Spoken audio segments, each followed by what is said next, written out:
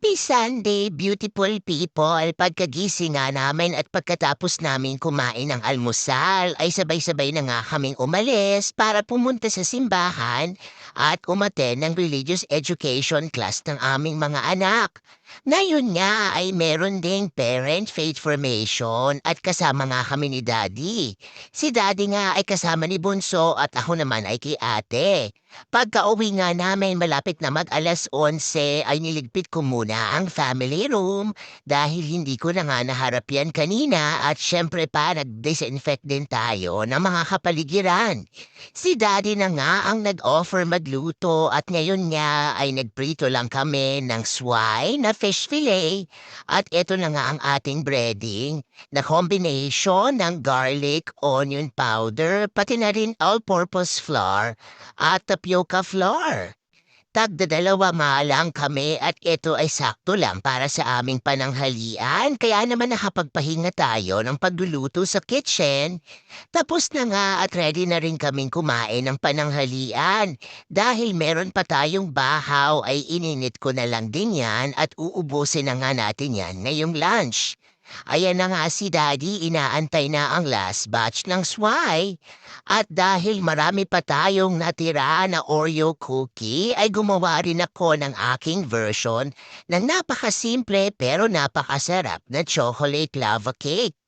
Gamit nga ang 20 pieces na Oreo cookie kasama na ng 1 teaspoon na baking powder at 1 cup ng evap milk ay hahalu-haluin lang natin yan at ilalagay na natin yan sa container. I-steam na lang natin ang cake na ito at pinahiran ko na nga rin ang aking muffin tin ng oil para hindi dumikit.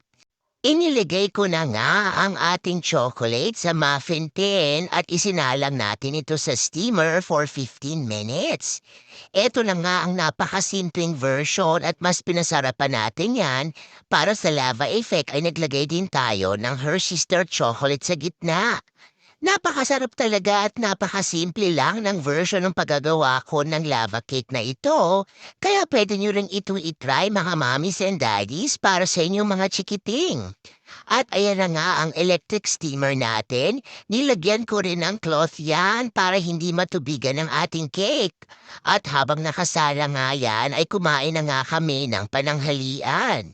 Siyempre pa si Mama ay enjoy sa kanyang pagkain dahil alam niyo naman, matakaw talaga ang inyong mama. Ayan na nga rin si JJ, medyo maganda na ang kanyang pakiramdam at kumuha pa nga siya ng isang pirasong fish sa kanyang ate dahil nagustuhan nga niya yan. At pagkatapos nga ng 15 minutes ay ready na ang ating mini chocolava cake.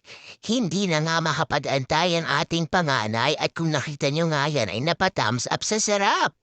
Eto nga ang pinakamadaling version ng paggawa ng chocolate lava cake at sinamahan pa rin natin yan ng vanilla ice cream na talagang perfect na panghimagas. Kung nakikita nyo nga, ayan nga ang melted chocolate sa gitna at yan nga ang palava effect natin for today. Siyempre pa si Mama hindi nagpahuli at kumain din tayo ng ice cream at simutsarap na ang ating muffin tin. Bago nga ako umalis today ay sinalang ko na din ang corned beef brisket at eto nga ang ating magiging hapunan for today. Pinressure cooker natin yan para lumambot at ito nga ay tumagal ng 45 minutes. Magwa 1:30 na rin at hinatid ko na nga ang ating dalaga papunta sa kanyang volleyball training. Mayroon na nga lang siyang 2 araw ng practice bago matapos ang kanyang volleyball season, kaya naman medyo malungkot ang ating player. At pagkahatid ko nga sa kanya ay pumunta naman si Mama sa store para bumili ng gatas ni JJ. Naubusan na nga tayo ng white milk at araw-araw ngang umiinom ng gatas si Bunso kaya naman habang nasa training si ate ay nag-run muna tayo ng errands.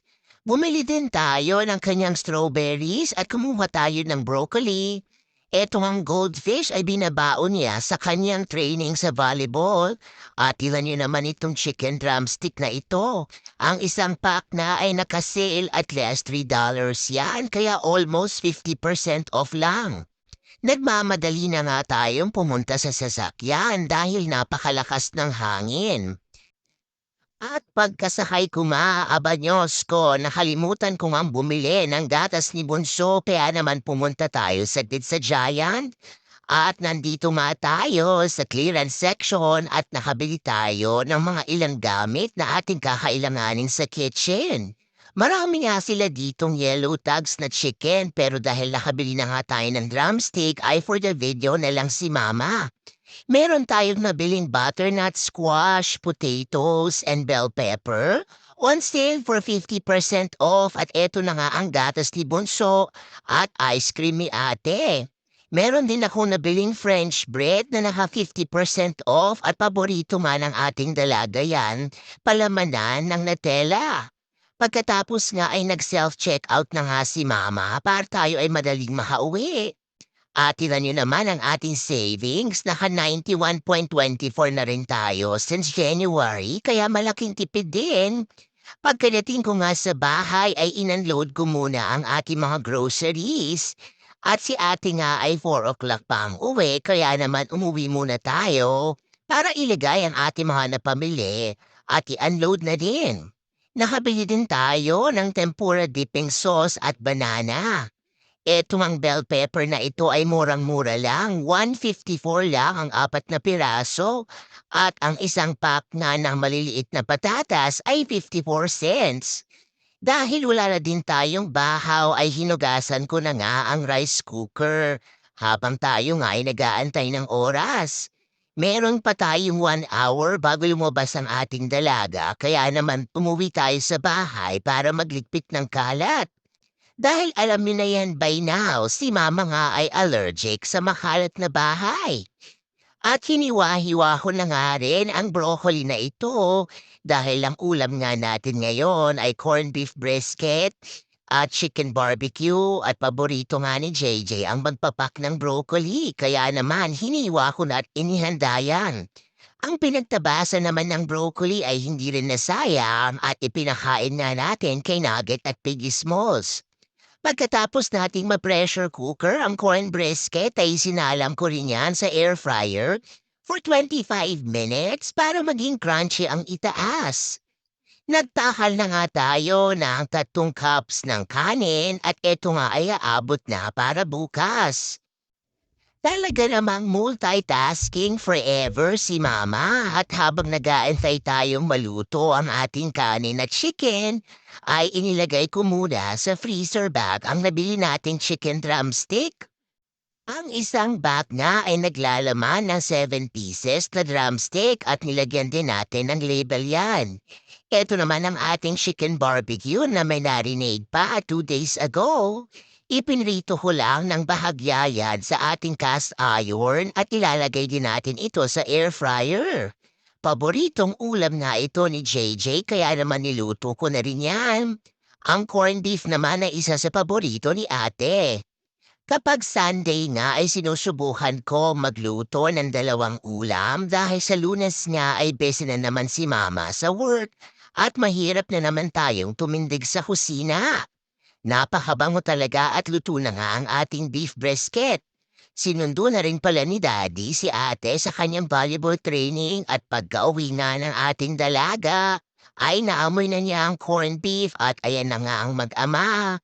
Hindi na sila nakapag-antay ng dinner at pinapak na nga ang corned beef na talaga namang napakasarap at napaka-tender.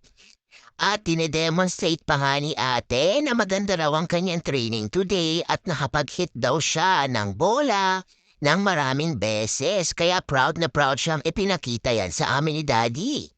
Yan lang muna for today's video. Thank you so much for watching. Remember, every kissing is a blessing.